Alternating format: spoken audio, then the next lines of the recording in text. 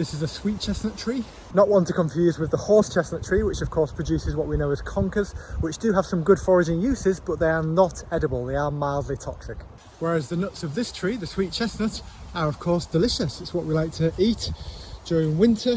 The casings of the nuts look like that, so quite different to the casings of the horse chestnut, but the nut itself does look fairly similar.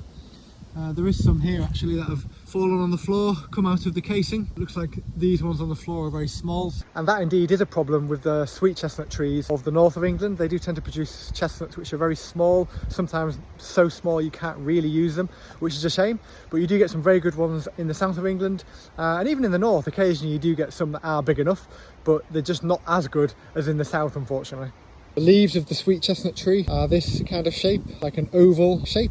They have these toothed edges. Unlike the horse chestnut tree, the individual leaflets grow down the stem, coming out of the branch at different points, whereas on the horse chestnut tree, it's more of a palmate leaf structure where the leaves come out from a central point on the stem. This one here is a relatively young tree, and so the bark is much smoother than older trees.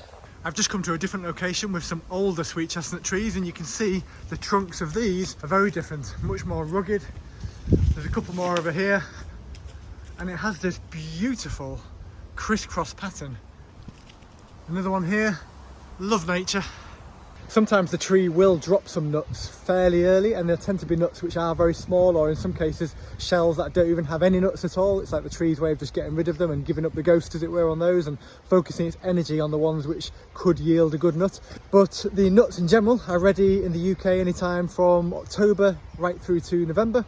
And the shells don't always break open nicely to reveal the nuts. Sometimes you do have to work for them. So if you've got a shell which you need to break open yourself, obviously they are very thorny, very spiky, so they can be a bit almost dangerous to handle, as it were, without pricking yourself. So the best way to do it might be to put them on like a hard surface and use your foot to try and wiggle the nuts out of the shell, to try and break the shell up and get to the nuts. The nuts themselves are of course amazing roasted, but they are really good as an ingredient as well in all kinds of savoury and sweet dishes.